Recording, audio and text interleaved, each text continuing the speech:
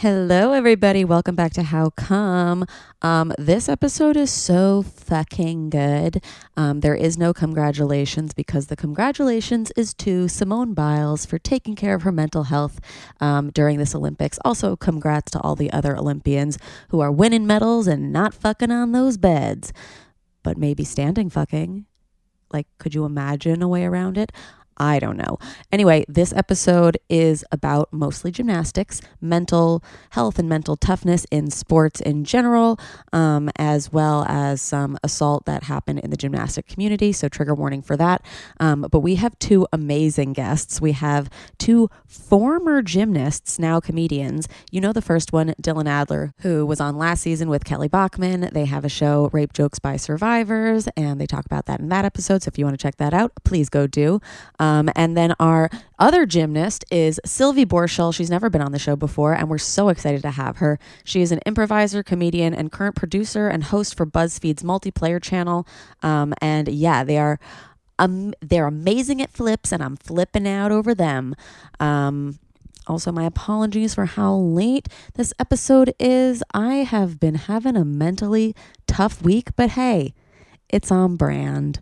And thanks to Calm, the #1 mental wellness app for supporting How Come. Sleep more, stress less, live better with Calm. Go to calm, calm.com/howcome. For a limited time, get 40% off your Calm premium subscription with hundreds of hours of programming, unlimited access to Calm's entire library, and new content is added every week. Calm is an amazing app, but I have been stressed because I'm back on the East Coast now doing shows, which I put on my website, remycasimir.com, if you want to come see me. But yeah, you guys, I am not good at time management anymore. And so apologies for the late episode and the lack of congrats in the beginning of the episode. But again, if you ever want to check out our congratulations, we do have them saved up at patreon.com/howcome, and you can go check them out whenever you want. Also, if you want to be a congratulations, did you have your first orgasm from listening to this podcast or doing one of our assignments, or maybe you had an orgasm in a new way, or a first squirt, or a first time coming with another person? DM us. Let us know your story if you want to come on the show. Also, if you don't want to come and you just want to share it anonymously, go to howcomepodcast.com and put it on our map. We have like thousands of first comes on the map now, and it's very, very exciting. All right, let's get this episode started. It's amazing. How come? How come? How come I can't achieve? How come I can't achieve? I'm rolling up my sleeves. I'm rolling up my sleeves. Oh baby, I believe these guests can help. 'Cause I can't do it by myself. I wanna just... I'm so excited for this episode. Welcome, Sylvie Borschel. Hi. Thank you for having me. Thank you so much for being here. And welcome back, Dylan Adler. Hello. Thank you for having me. Of course. Let's talk gymnastics. Simone Biles this week, or I guess last week. Sorry, episode's late. But Simone Biles pulls out of the Olympics, and it's because of mental health reasons. And there was like interesting response from the internet. Insane backlash of people being like, she's so incredibly weak. Like, how could you do this to our country? And then the other side that was like, oh, no, this makes a lot of sense, especially like gymnasts who, I just learned this term this week, have gotten the twisties. Yes. When I heard that, I have gotten the twisties before when I did trampoline. It is the scariest shit ever. So basically with the twisties, you can't control, your body will just twist, and you can't control when your body twists. And I was like, trampoline, like any kind of tumbling. When you're doing vault. Yeah, definitely. Definitely. Vault. Yeah.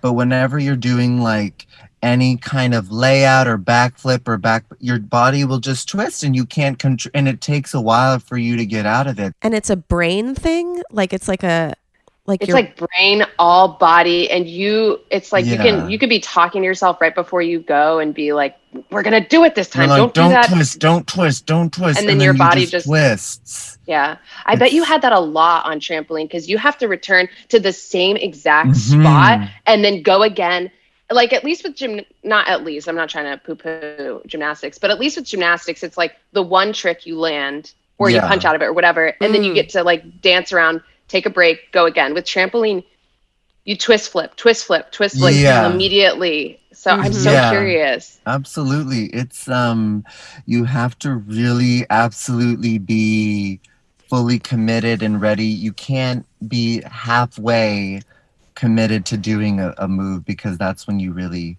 get in trouble. And like with Simone, like if you're in the twisties like that, there's no way you're gonna compete. Like I had to do things in a belt for like 2 weeks before I could like get back on the trampoline. And I was like, it was so crazy. You have like progressions that you have to do to get back to it. I saw this TikTok. This woman was like, it's not like other sports where like if you're not mentally there, like okay, maybe your like time is like 3 seconds over or whatever. Like there are dangers in other sports, but it's like you could break your neck, you could break your ankle, you could like paralyze yourself like doing these tricks. You don't forget the first time you get the twisties, because it's like somebody's attacking you. It's like the opposite of a first orgasm. Yeah, it's like you're like, why is this happening to me today? Like everything is bad. I remember I had been working on a double twist. So I was like a little bit, maybe like 13 or 12 or 13 or something like that. And I was working on a double twist and I finally got it. And I had been doing double twists like for weeks because that was like the skill I was working on. And then they were like, all right, let's work on your fulls today. And every time I went to do a full, I did a double. And I couldn't stop my body from doing more because we were so used to training. So then that gets like super dangerous because you're going like off of different equipment, apparatus. That's when people get hurt, and people do get hurt all the time. I think my closest thing is I did ballet from like 2 to like 14. And I'm thinking of this scene in Center Stage where like they're all going across the floor and one girl does like 3 pirouettes instead of 2. And it's like, she just gets made fun of by the teacher being like, I said a double or whatever, but like, she's not breaking her head. Yeah, exactly. You know, like that's the biggest risk in that, to like do one more by accident. But like you guys are like really like putting your bodies in like insanely harm's way just so that we can be like delighted. Yeah. Let's talk your history in gymnastics. How long were you guys doing it? Did you ever think you'd go pro? Gymnastics was like, I did like as a kid, I tried out soccer and I tried out like, you know, like basketball, but like, you know, me and my brother were both gay, and the first sport that we really connected to was gymnastics. We loved it so much, and our parents just put us in classes at our local gym, and we just took it, and we loved it. We were obsessed with it. And then when we were around, both of us at the same time, we were both equally obsessed. We both loved it so much. We were both identical twin gymnasts. Yes. How old? We started at 6, and at that time, do you remember the Hom brothers, Paul Hom and Morgan? Yes. Oh my God, I love them. We were like, we're next, watch out. We were like obsessed with those two. Oh my God, amazing. And then when we were around 9, we got on the team and started out competing, which means like you go to practice 3 times a week for 3 hours, and it was pretty intense. Insane. Like the conditioning. Yeah. The conditioning was so intense, and it was just gymnasts, like you see these like 8-year-olds with 6-packs, and it's like, yeah, that's their gymnasts, and that's like kind of what happened. And we kept going. We did level 5, level 6, level 7, but then the boys team kind of fizzled out because there weren't enough people. There's not enough interest. Yeah, so then me and my brother eventually switched to trampoline and tumbling because there was that at our gym. And we both did that. I did that until I was 14, and the highest level I got to was level 9, and I went to nationals and got... What does that mean? Like level of flipping? Like so there's level 9, level 10, and then there's elite, which is like, then you're getting ready for the Olympics. I never got to that. But it's weird because the men's levels go backwards. So level 1 is the best, but in women's it's level 10. But yeah, with like trampoline and tumbling, it's also level 10 is the best. Little tramps. Totally right. So weird Wait. though. Like, why is it switched? I know. Sylvie, when did you start gymnastics? How long did you do it for? I started before I even like had a choice. I started when I was like 2, and my mom just put me in there. And I feel like, you know how you don't really have memories of before a certain time? Yeah. I just remember doing gymnastics, and that's pretty much it. Which is so strange. Was it a gymnastics family? Like, why? Nope. Your mom liked gymnastics? She just okay. She was like, you're going to do this. And you're going to do it hard. And that's what your life will be. So you're talking about like soccer, that and trying things. And I just remember being a kid, like being so envious of everybody who could just try sports. And I used to be so jealous because gymnastics was like my entire life. And I did it through level 10. And then I went to college for it. And I was similar. I failed. I just could not do elite because of my own mental boundaries. Ooh, okay. Which is interesting. But like the bars, every other event I could have probably tried, like gone and tested elite and failed, but having at least tested or tried. But bars, I was like a level 9, a perpetual level 9. And I just couldn't get past. It's okay. And listen. Yeah. Everybody has their thing. That one event. It's interesting that you guys both started in such different ways. Like Dylan, it was like, okay, cool. Like this is like finally something I like. And then like you were like raised in it. But either way, most people who have been, who do go pro and maybe move on to the Olympics do start like as young as you guys, like 2 years old, 6 years old, like with little 6-packs or whatever. And it's like, I don't know if you felt this way, but for me in ballet, I never felt I was young enough because it was like time was running out. Like before you'd even started, like you were like already like too old. Yeah, I remember being 11 and I was like really good for my age and the level that I was at. And I knew that. And there was this group. The way that they separated the groups into practice, it was like A group, B group, C group. And I was in A group. So I felt really great. But then they had this elite group and they were all these just 7 and 8-year-olds that were just amazing. And they would come in the morning and they would come in at night and they would have one day off. And I was just always comparing myself to them, and I got to be in the elite group for 1 week and then they kicked me out. Oh no. That's devastating. Yeah, it was a sad day, but I'll never forget they like pulled you and your parents into an office and they were like, we're gonna have Sylvie try for elite. And I was like, oh my God, it's happening. And then 1 week later they were like, she's gonna go back to the A group. She won't be doing elite again. Oh no. Were your parents like emotionally involved? My dad was not. He was like, gymnastics, go for it, kid. He was like the dad with the camcorder, like, you got it, sweetie. And my mom was like, would pick me up and turn around and be like, how was it? Did you get over your fear of the thing? Did you do the thing today? Blah, blah, blah. And I'd be like, yeah, your mom wanted to be a gymnast and she just didn't start early enough. Super did. Stage mama. Yeah. Yeah, bless though. I appreciate it. But you were talking about mental toughness. I can't imagine what was going through her head, because if that happened to me at the Olympics, could you imagine? Like I would I'd be happy with just making with what she got. She got the 2 medals. I'd be Oh yeah. I'm good. Thank you so much for having me. Thank you. Well, that's the thing is like, I was like, shut up to any of the people who were like, oh, I can't believe she pulled out. Like, there's a reason, right? Like nobody just like pulls out of the Olympics for no reason. Right. Like they know how much this means to them. Yeah. She's not like, whoops, I didn't do as great as I wanted to. Yeah. I'm out. Good luck, America. Yeah, exactly. So what were your guys' first thoughts when you heard that Simone dropped out? Yeah, my first thought, was,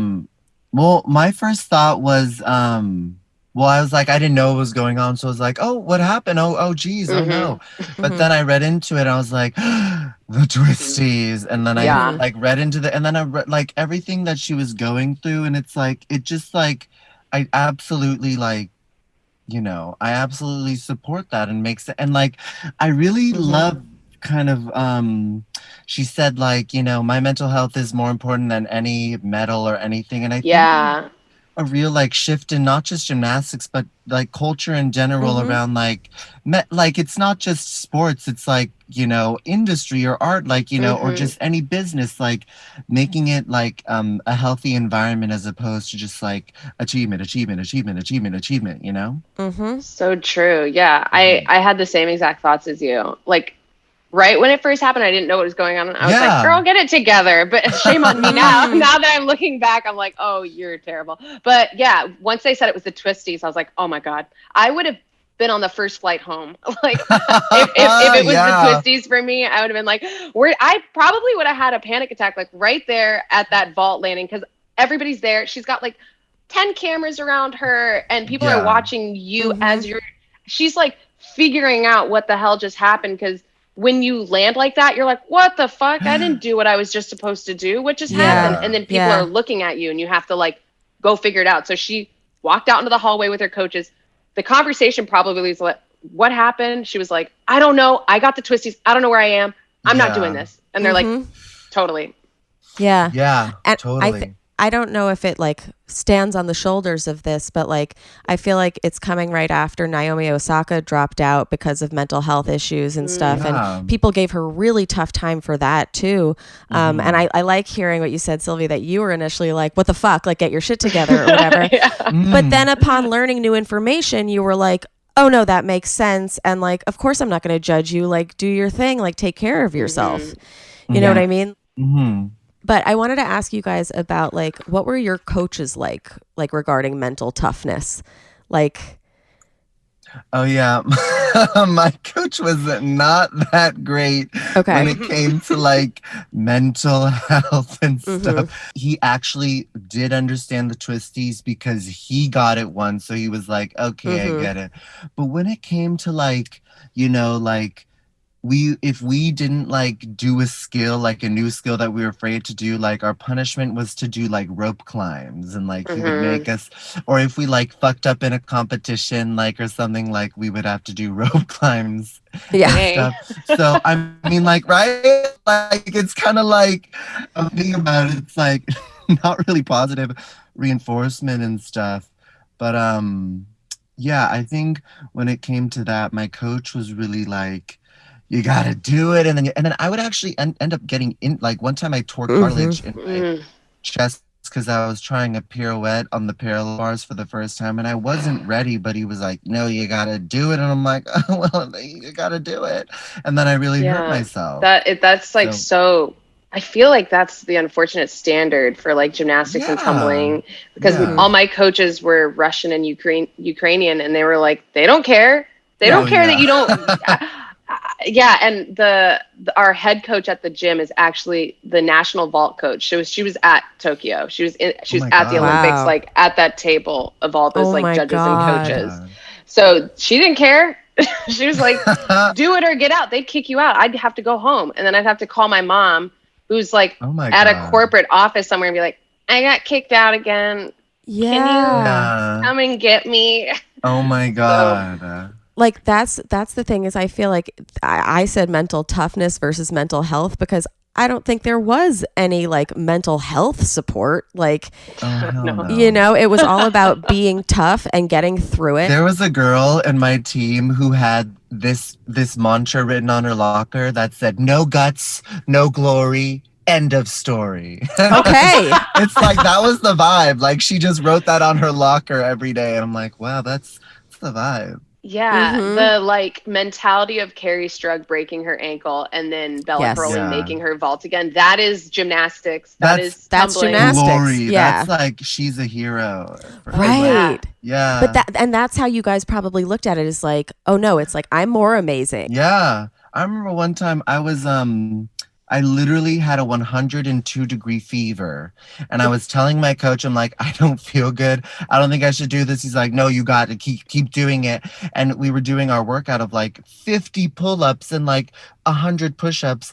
And then at the end, like, I think I'm getting sick. And then afterwards, like my mom took my temperature and it was 102, and he was like, well, why didn't you tell me? Like, You're I'm like, I did. bitch, I told you. Coaches do that. Like, They I remember in gaslight. college when I had, yes, they are gaslighters. I remember I was in college. It was my senior year. Floor was my thing. Like, floor was what I was like really good at. Mhm. And we had lifted weights, like, and did like leg day the day before a routine. And I was like, I had been working on a new skill, and I was like, I know my body. I cannot do floor today. I will get hurt. And my coach was like, if you don't do floor, I'm not putting you in lineup and you won't compete. And I was like, oh my God. So I did it, and I tore my ankle. I had to get Oh my God. And I just remember being on the floor, like screaming, and he was like, man, I heard a pop. That thing really gave out. And I was like, get out of my face. Get out of my face. Yeah. And it's so fucked up because I feel like gymnastics has been like so popular for such a long time, at least like for young women. And Dylan, I'm sure you had like a different experience like as a guy, but it was like there were so many other gymnasts like who wanted to do it. So it was like, okay, stay in it, because if you're not doing it, somebody else is smaller and younger and willing to put themselves through more. Totally. An extremely mentally unhealthy environment. And it's not just gymnastics as children. Like, the world is full of uncertainty, and that might leave you feeling stressed or anxious, which stinks. But you want the good news? You can navigate change, feel more relaxed, and quiet your mind with Calm. So consider this ad in the middle of this conversation about mental health as your mental health checkpoint. How are you feeling today? Are you a little anxious? Have you not been sleeping well? Are you lacking focus? Is your episode a full week late? It's okay to need help sometimes, and Calm can help provide support.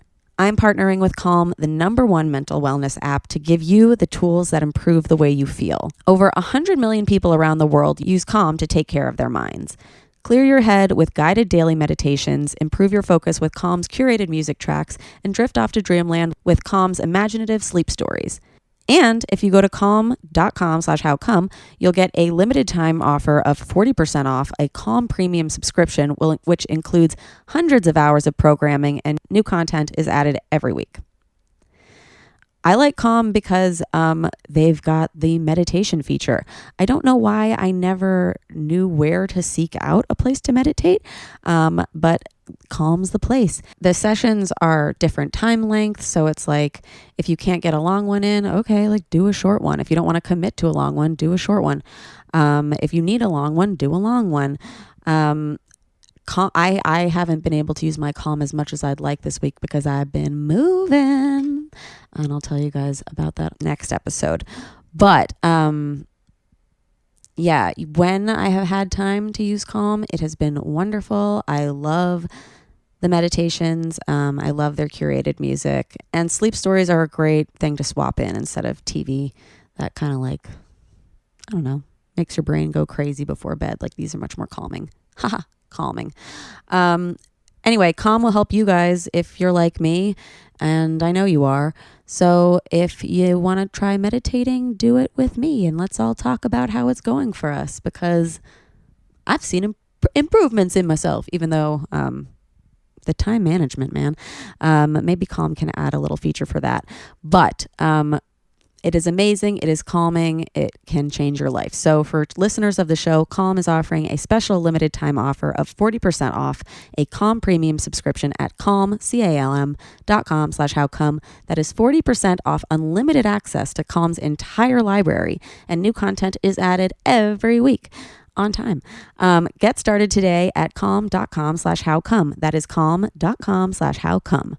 All right, let's get back to this gymnastics discussion. It's also tough though, Dylan. I'm so interested because men's like you were saying, the program disappeared because there weren't enough people. Exactly. And that's always how it is. There are always kind of like less male gymnasts than I think female identifying gymnasts. And I, it was so fun. Me and my brother, like, we would watch the girls. They seemed so much more fun, and like, because there was music, and we would like literally imitate. We memorized like the level 6 and like level 7 like routines, and like we had like favorite routines. We're like, we like Jessica's song the most, and her dancing is really amazing. We like Kayla's routine, or like the way she dances. Like, it's perfect because I don't understand why boys can't do floor.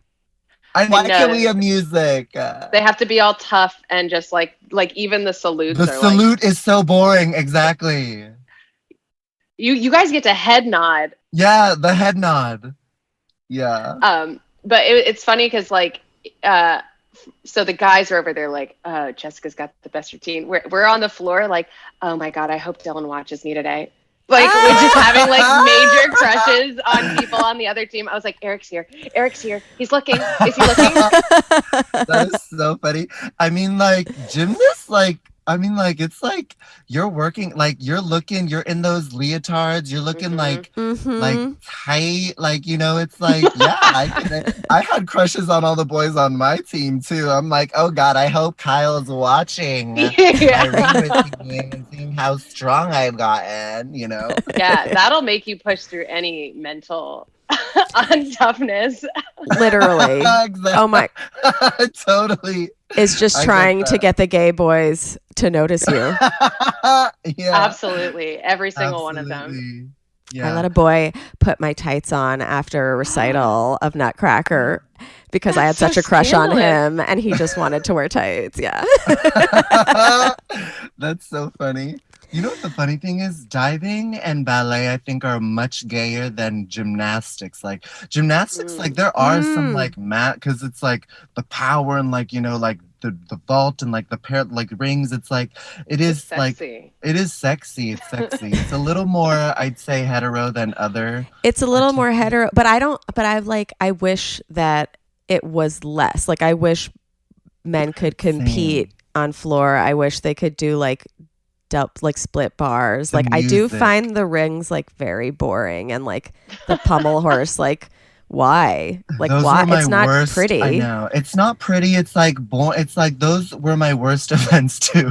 Like, so I could do away with those. High bar and floor were my shit. I want to see boys do rhythmic gymnastics too. Okay. Yeah. Like, that would be glorious. Was anybody ever mean about you doing gymnastics as a boy, like outside of the sport? Yeah, there were some people who were like, dude, you're gay for doing gymnastics. But then there were also people who were like, no, I'm gay for men. I'm like, I love gymnastics. I'm gay because I want to suck a dick. Yeah. But gymnastics is a whole different thing. Yeah. No, I think actually it was actually like me and my twin brother both did it. So we were known as like the twins that could do flips, and that was kind of a cool thing. Also, some people were like gay, but also we were like, yeah, like people were like, oh my God, you're the twins that can do flips. And we were known for nothing else. Like, we had no personality beyond like a twin that could do flips. But it's lucky that those two other twins were like popular at the time, because I remember like people found them like very hot. They were hot. And it like became a little more mainstream for boys to be doing it. I went to a gymnastics camp, and one of the weeks that I was Woodward? Was it Woodward? IGC. That was my place. That was the other. Oh my God. Okay, keep going. I love that you know though. Of course. And the week that one of the weeks when I was a kid that I was there, both the brothers were there, and I was just 8 and like following them around from gym to gym. Amazing. And this is where we do beam. And he's like, yeah, okay. That is great. That's so my God. Funny. Wait, at gymnastics camp, there was always kind of like, you meet the boys, and then you kind of like, that was a culture at Woodward, or the sleepaway gymnastics camp. You like kind of like meet a boy or you meet a girl, and it's kind of like a vibe and a thing, you know? Yes, 100%. I had my first kiss at gymnastics camp. It's like, it's so much fun. It's like, it's very sweet. It is sweet. Yeah. Much different from like the men at camp. It's like, you got it, kiddo, go for that skill, but not if you don't want to. And then at like home, the coaches are like, if you don't do this, I will literally, we had apparatuses that were on the other side of the gym that were rickety and broken. And if you wouldn't go for stuff, they'd send you to the other side of the gym to what do the it. fuck? To do it by yourself. That's so fucked. Yeah. Okay. So camp sounds really great, but then the rest of the culture just sounds fucking terrifying because it's like, we don't care about your body. And you already mentioned this, Dylan, that everybody's in like these really like sexual outfits, which I love to hear you guys sexualizing each other at camp. That's adorable. Whoops. No, but that there's like that hypersexualization from like the outward world and like there's so much. It's so gross too. It's at so competitions. Gross. Yeah. Because anybody can walk in off the street and see a gymnastics competition. Yeah. It's like, it's one of the most revealing outfits. Your body is like, it's not just your instrument, but it's like criticized all the time. I feel like, I imagine. Did your coaches ever talk to you about like dieting and that stuff? Yeah, definitely. We had this vending machine upstairs, like where the parents could watch. And this one girl bought a little bag of Cheez-Its and she got kicked off the team, like off the team. Oh my God. And everybody was like, oh, no Cheez-Its, no Cheez-Its. Like, it's so crazy. God. And, you know, I've heard of people, I wasn't in the elite program, so I don't actually know what went on behind closed doors, but like, I know some programs at other gyms would weigh their gymnasts and they would, like compare sizes. Oh, well, this gymnast is in this size and that gymnast is in another size, or you get moved into different groups if you were not the right size. Was there a lot of that with men's?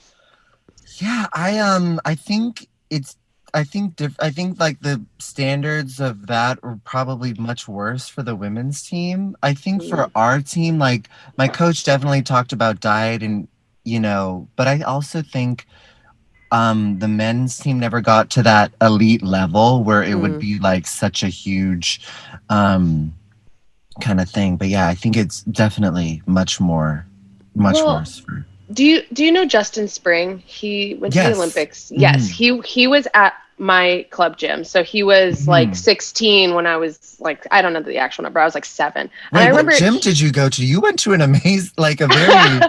I went to Capital Gymnastics in Virginia. Wow. Okay. I don't know it, but it sounds amazing. Yes. But I remember him sitting on the floor with a freaking cheeseburger one time.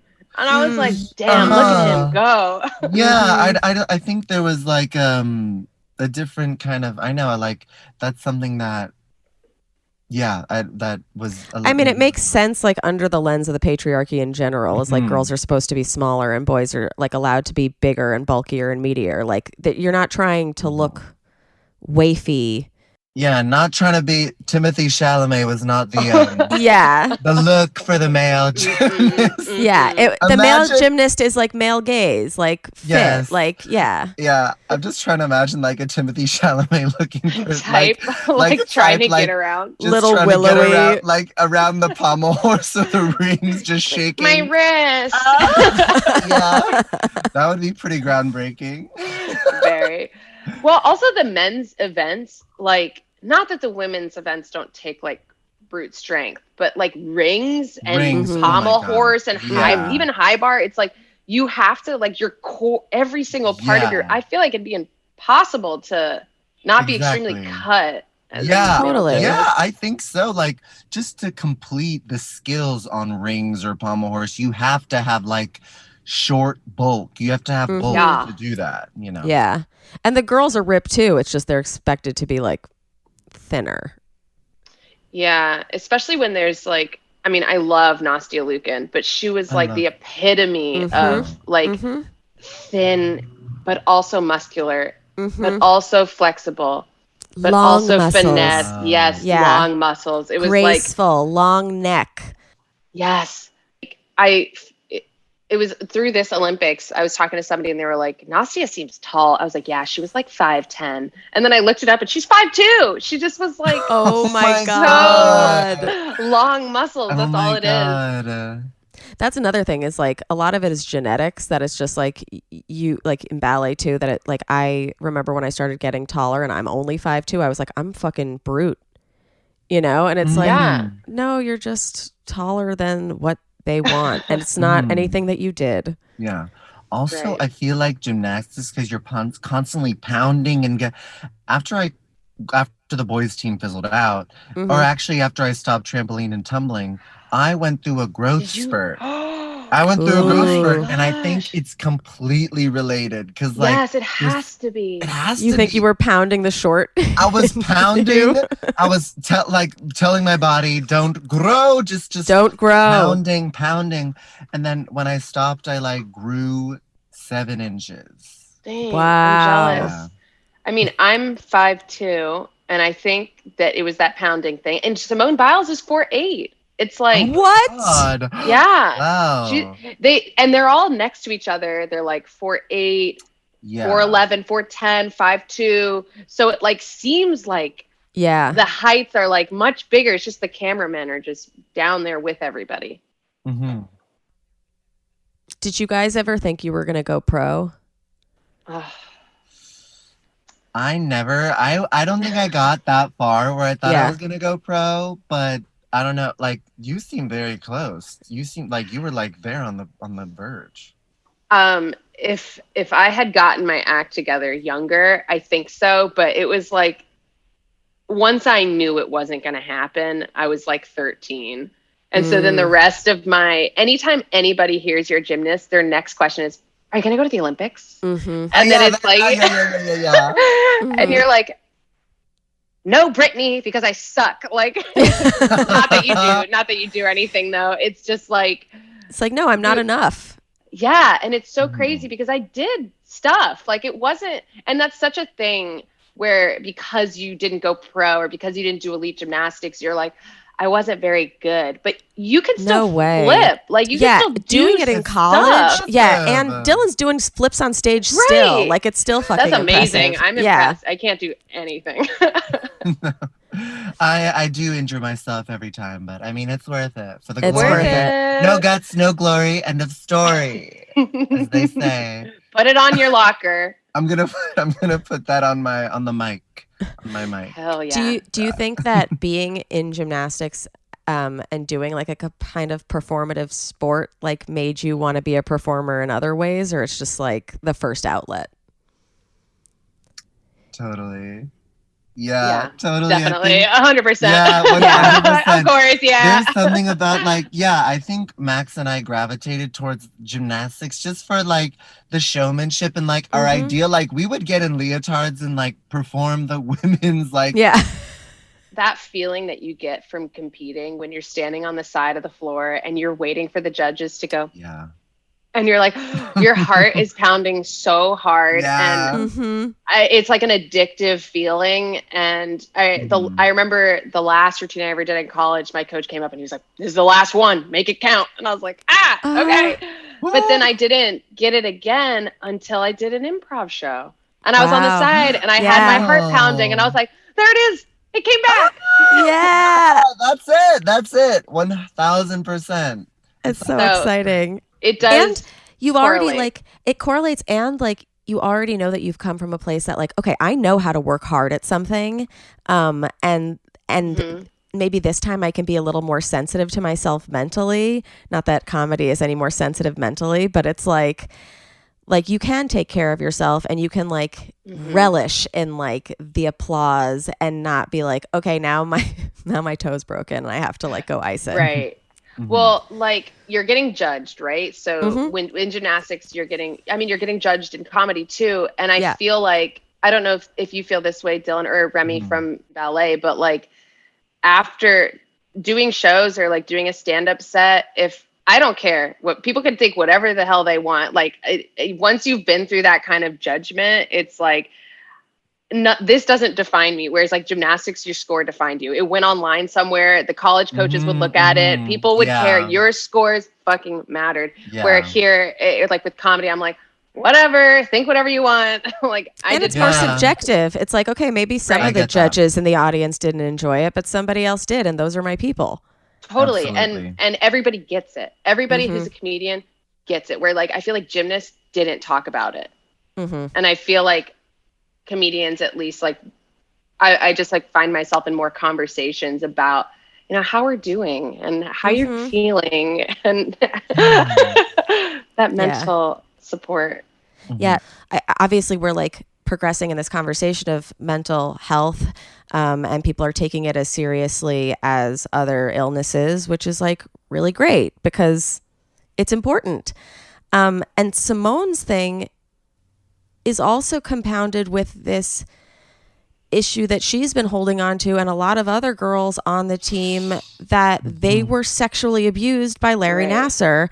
And a lot of people still don't know about that, It's crazy. which is crazy. Like, I saw a tweet that was like, people are more angry at Simone Biles for dropping out than they ever were at Larry Nassar. And I read it to one of the girls on our team, and she was like, who's Larry Nassar? Oh my gosh. And I was like, you guys, everybody needs to watch Athlete A. It's on Netflix. It details the entire thing. yeah, but go truly, watch it right now. Yeah. I did not know what was going on until last year. I watched the doc, and it was this doctor for, I think, the U.S. Olympic team, but also like very It prominent. was for like the national training camp. He national was training like camp, the team's doctor. So like that elite group that I was talking about. So once you test and you're like, if you test for tops or you test for elite and you get like into that program, you can be selected to go to the national training camp. And then there they have the designated doctor who's like that guy. And like I knew girls on my team that were abused by him that like came out about it like in the past couple of years. I think the number was like 500, something like that, women and young girls. Over That's the course, insane. It's insane. And like just the long and the short of the awfulness of it is he's you know, touching them under the pretense of, I'm your doctor and like you're safe with me. It's terrible. And they had to go through it on an extremely public level, on a level where like we know the internet's not nice to survivors. No. And nobody was factoring that into her decision either. And I don't think it needs to, you know, I don't know how big of a part it was for her, but I think about it all the time. Like just to get past that and live your life. And I mean, it's more than just Larry Nassar. Like if you've been abused in any shape or form, like that anybody who's been abused knows that like that's with you every day. And like compounded with all the things that you feel like you need to do to achieve, like you were saying. So like Simone's on this national stage, she's carrying abuse. She's like labeled the GOAT, which I mean, she is, granted, but like greatest of all time for our boomers. Yes. And it's just like, I saw some picture of her where she on Beam Finals the other day, where it's her in front of the judges and there were like 12 cameras around her just before she's about to go. Like that's so the pressure. I wouldn't be able to do that. It takes an incredible amount of strength. And like, it's just something I don't think anybody was thinking about too much. You're so right. When I heard about how I was like, I couldn't believe that she went through that and was able to like compete still when that was going on earlier. And so went through the abuse, went through testifying. That's like another layer that these women and young girls had to do is they had to go to court. And like, everybody knows, the whole country pretty much. I just think they're so exposed and so vulnerable. And she's so strong for showing up ever again. Like all of them. Yeah. Michaela too. Like Yeah. For just showing up. For just showing up. Yeah. Exactly.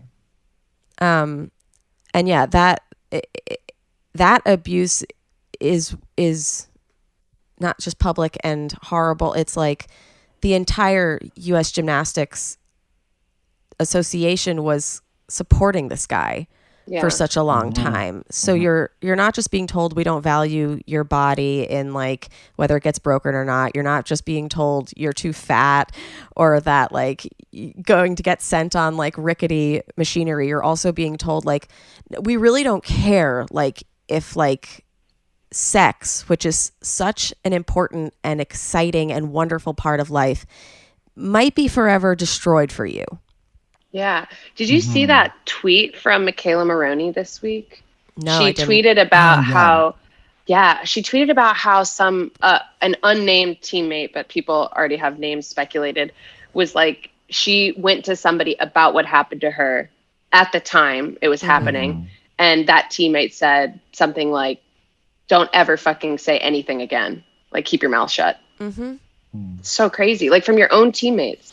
Yeah, because it's a cult kind of too, you know, like where it's like, well, I don't, and also that person might have happened to them too, that they were like, I don't want you to say it about you because then I might have to reckon that it happened to me. Oh, so true. You know, it's just, and it's the whole, like the Carolis were just supporting him, defending him the whole time. And like, they were like the staple of gymnastics, you know? So it's just kind of like, okay, this is part of it. It's so wild because even when we're just speaking about it in this format right now, it's like, wow, that is the magnitude of it is so big. And then to think of those random freaking guys on Facebook that are like, Simone sucks. She's ruining our chances at gold. Like, go back. It's like, oh my God, please. You have no idea. Yeah. It's just sad. I will say though, there are some people I've spoken to who kind of used to have the suck it up mentality at the beginning of the week. And then when presented new information, we're like, oh, okay. Like, let her go. And it's kind of, we don't really have time to go into this story, but there's a trans weightlifter who is competing. She's the first trans weightlifter to ever compete. And it's really exciting. And, you know, of course you see the initial backlash is like, oh, she's going to blow all the cis women out of the water and this shouldn't be a thing and no, whatever. And I had a conversation with somebody like that. And then I was like, well, let's look into some research, some details. Like, has she been blowing everybody out of the water? Like, let's see this or whatever. And Robin, who's our producer, it's 2 a.m. for her, so she's not here. But she was telling me in New Zealand to even get that passed, it was such a long road to do that. But also, it's been allowed for trans athletes to compete in the Olympics since 2003. And they haven't been dominating, you know? And so then when I presented that new information to the person I was talking to, he was like, oh, okay, well, yeah, like, then of course it's fine. And I was like, yeah, exactly. Like when you do learn new information, like, of course, like it might be like jarring at first, but then it's like, oh, okay. Yeah, totally. Yeah, because I had that initial, like what you were saying, that initial reaction. I was like, Simone. Yeah. Get your shit together. But it's like, that's the conditioning that like we've all been brought up in one way or another. And especially you guys like from the gymnastics world, that it's like, come on, that's what you do. You get your shit together. But yeah, I'm proud of her. And I hope she, you know, she can do whatever the fuck she wants. When she's mentally healthy, she'll come back. Yeah. You know? Yeah. I mean, her coach said that she's going to go take some time off and then they're just going to go back to work.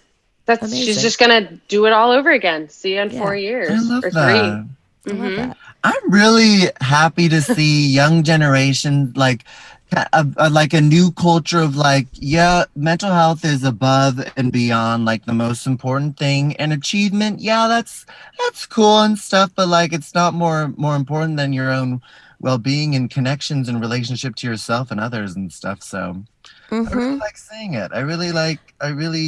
I do too. And like the stoicism of gymnastics is just like going away a little more. It's like a little more human. The pressure comes off a little bit for these individuals. I feel like that must be so great for young gymnasts right now who are like 11 and 12, like trampolinists and ice skaters being like, you know what? No, I'm gonna put my friggin' foot down. I don't want to. Yeah. Like I can't right now.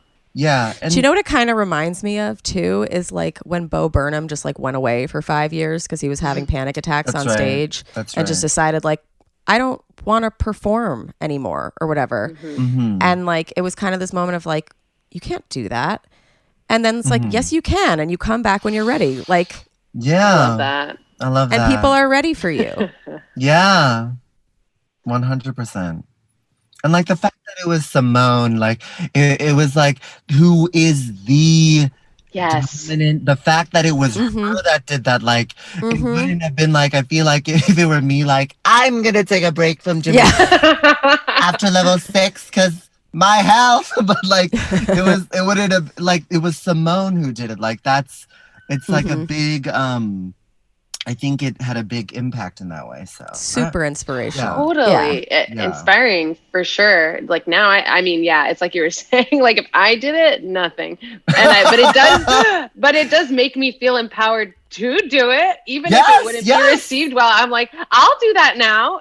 But you guys also kind of did it in a way, and like you guys quit gymnastics in that performance aspect, but then you came back in another way. Yeah. That's true. Yeah. Like pivot. That's sweet. Pivot. Okay, wait, I do have like kind of a perverted question. Okay. And I might even cut it out, but this is something that I struggled with because we've talked about like the outfits and stuff. In ballet, at least we had like tights, right? But like, what did you do? This is just for Sylvie because you got to wear pants, Dylan. What did you do about like razor burn and shit? Like, oh my God, I have so many stories. I'm constantly looking at these people being like, they have to do like amazing feats of strength and also not get razor burn. Oh my God. It's like, I remember or that have a being bush hanging out. Such a thing when like that started like growing, and I was like in these little, so like in practice, a lot of girls will wear shorts. So it's not really, not that it's not a big deal, but you don't really get to see it. But I know this isn't, it's like kind of correlated, but like I got my period at a competition on the beam. Oh. My first period. Oh. My very first one. On the I got beam. my first period in a leotard as well.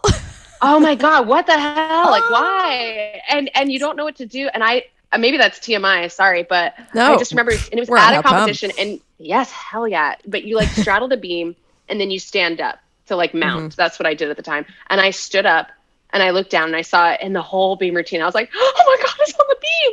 Oh my God. It's on the beam. It's on the literal beam.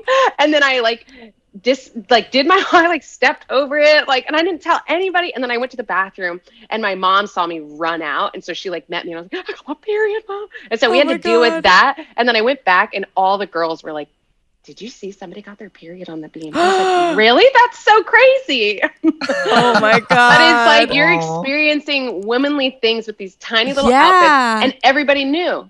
I was like, I would have had a full spiral because I would be like, oh my God, I just soiled the beam. Everyone's going to hate me. Also, I'm a woman now. Do I have to quit?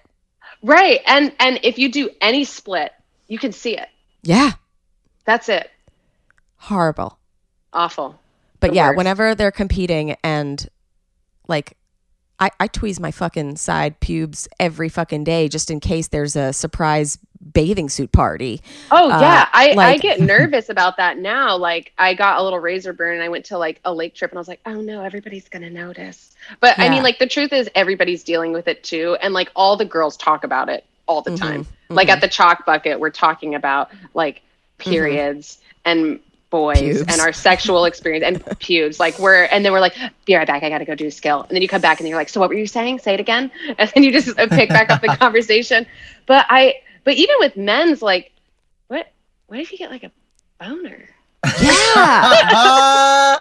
Oh my God. So yes. Tell us. Basically that situation when you got a boner, because like, you know, I was watching this like sweet ass and these cute boys doing all their shit. So when it would happen, and also also like my coach was like very hot and like very buff. So, Oh like, my and god. like he would spot, and sometimes that was like very sexual because he was like What do you do? touching you, like so that would happen, like you would have to like squeeze your core, and then he touches you in your lower stomach area. yeah, And you come. exactly. You have a coregasm. You have a coregasm. And like, so I think what I would do, my maybe this is TMI, but I would just tuck it under my shorts, or Nice. just like tuck Tuck it up. Tuck it up. I would tuck it up when that would happen, because like, you know, like also like, you know, when we were like little, like our coach was like, you know, you do like piggyback rides on like Yeah. shit, like as like a gymnastics game or something. So it was just like, it was, you know, very that vibe, Very horny time. There were no shortage of hot, tight boys around us. So yeah. Did you ever hook up at camp?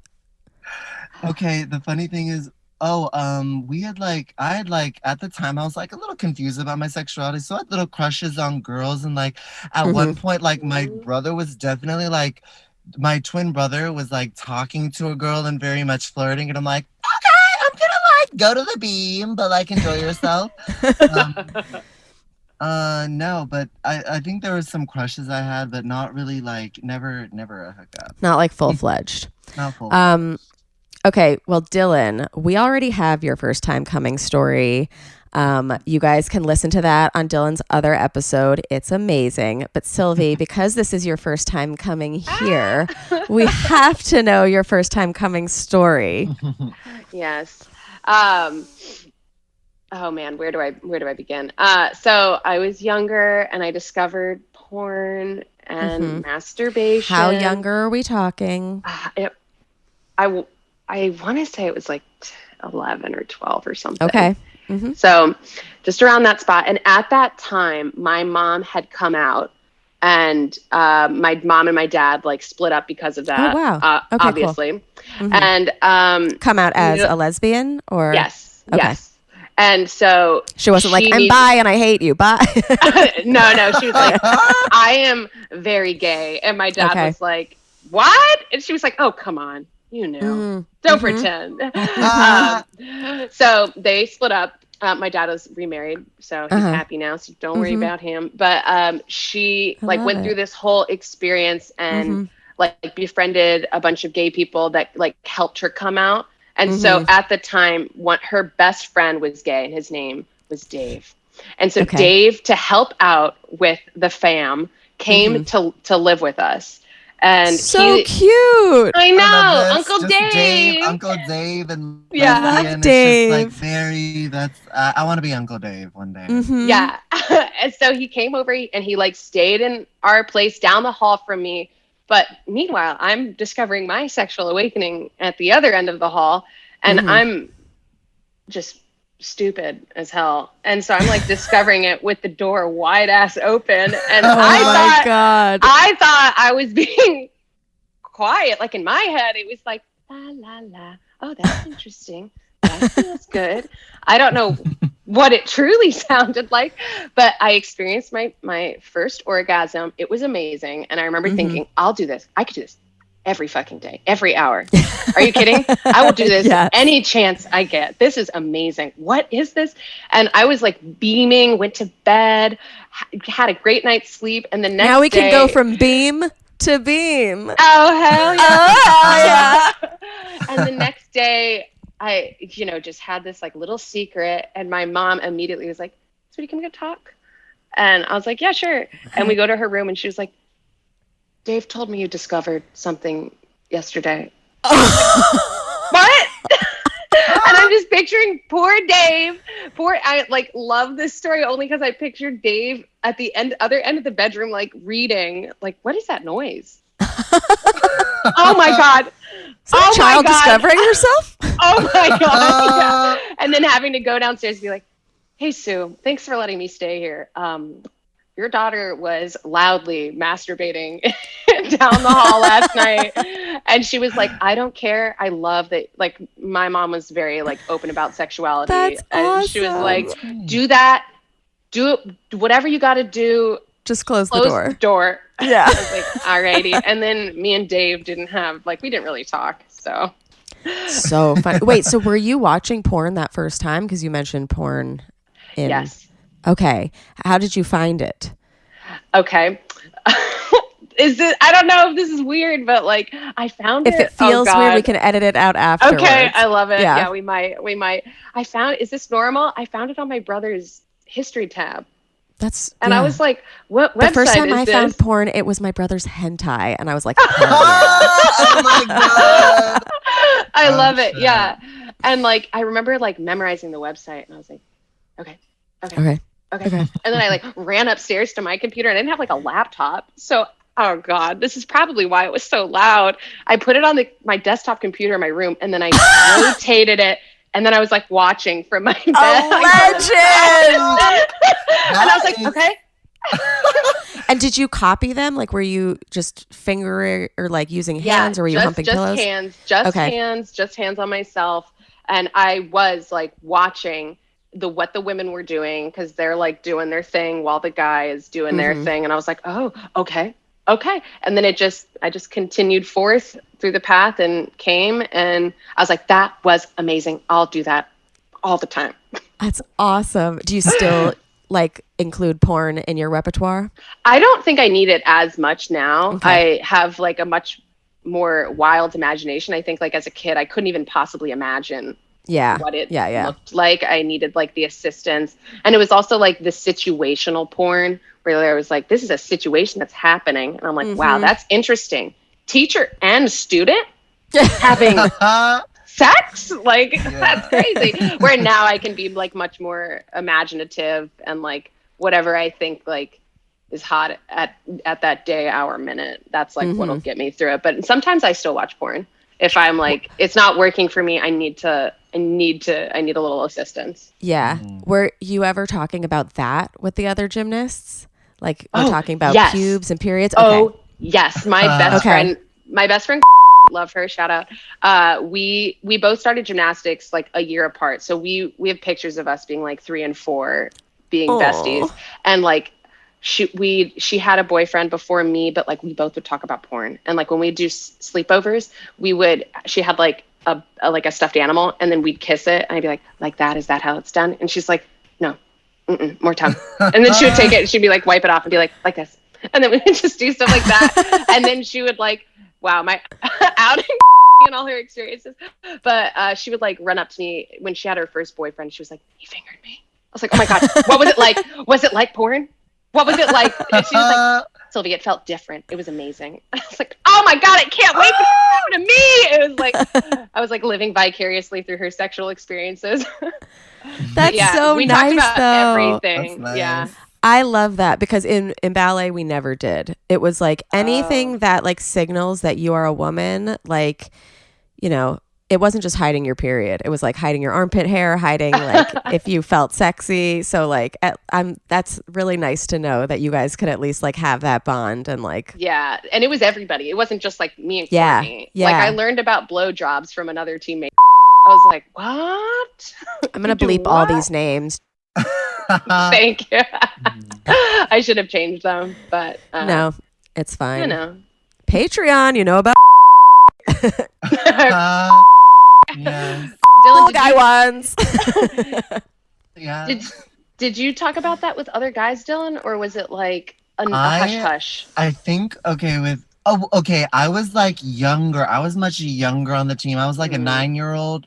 Me and my brother were like younger on the team, but the boys would definitely talk, like the 13-year-old boys on the team would definitely talk about like boners and like wanting to hook up with the girls and like how hot they were and like, you know, like all that stuff. They would definitely talk about it. But I guess me and my brother and maybe the other little 9-year-olds, I think also they were also gay too. We would just be like, oh my God, Harry Potter? Did you see the fight? Did you see that Snape killed Dumbledore?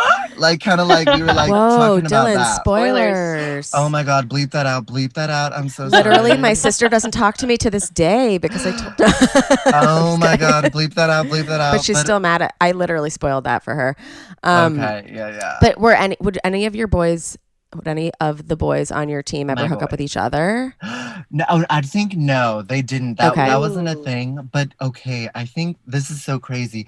The gayest, like, kind of everyone on my diving team when I was in college was gay. But the gayest, kind of most sexual attention thing, I did water polo in high school. I was terrible at it. But like the boys would like be like touching each other's butts, I would see, and just like I know it was like Love hot. that. Like they would just be I love like that. just absolutely like feeling up on each other. So that was I was like, oh, they are absolutely doing that. They're absolutely like hooking up with each other, and they're not like out like they're not. I think they're like not out as gay people, but I would see it under the water, and I'd be like, That's can I? so interesting. That's Isn't it hot. interesting? I'd be like, can I get involved in this, guys? Like, I would love Secret to. Somebody touch underwater my ass. touching. It's like Yeah. I'll transfer schools for this kind of underwater action. I would love this. Damn, I Oh wish my I could God. go back in time and just. I love hearing that everybody was as horny. Everyone was as so we were. horny. They were just like touching each other's. I was like, oh my God, I want to transfer to this school where the boys are doing that. I mean, yeah. Oh, wow. I'm like excited for the little ones that are growing up now that are like can understand that they're gay earlier and can understand their Oh, gender yeah. a little earlier Yes, or whatever, yes. so that like it's not little Dylan's like accidentally having crushes on girls, but like, you know, maybe hooking up with the boys that he I likes, know, it you would've know, been like so much fun because there were some good candidates at these Yeah. gymnastic camps. Some cuties who were definitely Yes. gay that I would Aw. have maybe like have a nice first kiss. I had my first kiss with a boy when I was 19, but if it happened like when I was young, it would have been like a cute little thing. I or love like the that. girls who are like definitely bi or gay. Like when I Yeah. watched Stick It, I saw a TikTok the other day that was like Stick It is like such like a gay awakening movie, and I was like, yes, like that I main love girl, Stick It. like Yeah. step on my neck, like that. Would, Yes. Yes. I mean, I should clarify. My first kiss is with a now gay man. So Amazing. You know, it was exploratory for everyone. It's explorative. Yeah. my first kiss was at my arts camp, and I went there to do ballet, and it was on first base on a baseball field. Oh, that's so and I was romantic. wearing my leotard, and he too is now gay. Yes. Hell And yeah. my first kiss is on a podcast somewhere saying, and my first kiss is also gay. Like, Yes. my first kiss with a girl was with our family, was with like a childhood friend of mine, and she really wanted to kiss me. And like she like we were playing Truth or Dare, and she made her own dare. So one of them was like, "Kiss me," and so I pulled it, and I was like, "Oh my God, I'm so nervous! Like I've never kissed." And my brother was like, "Just do it, bitch!" and then like we did it, and it was fine. It was Fine, yeah. nice. It was great. Oh my God. I want to see like an ABC Family scripted series about like little gymnasts. Two of them are little boy gay identical twins. Twins. I need it. Let's write I it. would Somebody has love to write see it. Let's Pitch write it. it. Let's write Write it. it, please. Yes. You guys, this has been an outstandingly fun time. Yes. Thank you so much This for having was- this. So fun. Thank you so much for having me. This has been So like the most fun. wonderful trip down memory lane, honestly. Mhm. Even though some of it was toxic, it's like, oh man, there were some good times too. Yeah, no, and it's really nice that like, yes, you guys went through those toxic things, but you can like have these conversations so that like the next generation doesn't have to go through that thing. Yeah. Totally. And also in a more selfish way, it's like, oh, we're all kindred spirits. We're all just Yes. floating around doing the same thing. I love We're it. just former gymnasts going. Yeah, I completely agree. Yeah. Or some other failed former athlete. And just know it's not over for you. Pivot. Pivot. You can always pivot. Yeah. Literally. Dylan, where can everybody find you online? Yes, you can find me on Instagram at Dylan Adler _ or on Twitter at Dylan Adler 6. Yes. Amazing. Any shows coming up that we should know about? Oh yes, I have a show with my friend Kelly Bachman called Yes, Rape we know Victims Are Kelly. Horny Too. We love her. It's on August 19th at 9:30 at the Caveat, and a link to tickets are in my Instagram bio. Yay. Yes. Sylvie, where can we find you? You can find me on Instagram at SYLVZ, so at Sylvs, and then at Twitter, it's at Hello Sylv. Cool. Anything coming up we should know about? Yes. We're doing the first show of Tragic Magic September 1st at Caveat.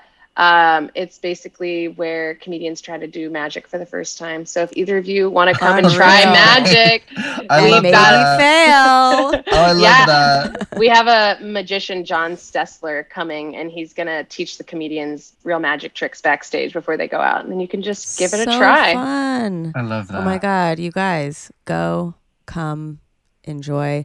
Dylan and Sylvie, I have to ask you this question after a sexual experience, which this has been. Sylvie, did you finish? Hell yeah. Awesome. Dylan, did you finish? 10,000%. Yeah. Amazing. Thank you so much for coming. Thank you. Thank you. And we'll see you guys next time on How Come. Goodbye. Bye. Bye. It's not you, it's me.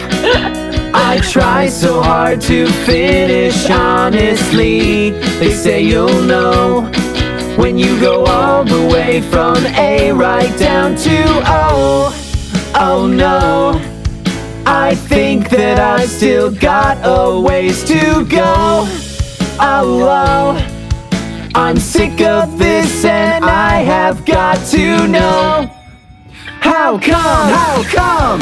How come I can't achieve? How come I can't achieve? I'm rolling up my sleeves. I'm rolling up my sleeves. Oh baby, I believe these guests can help.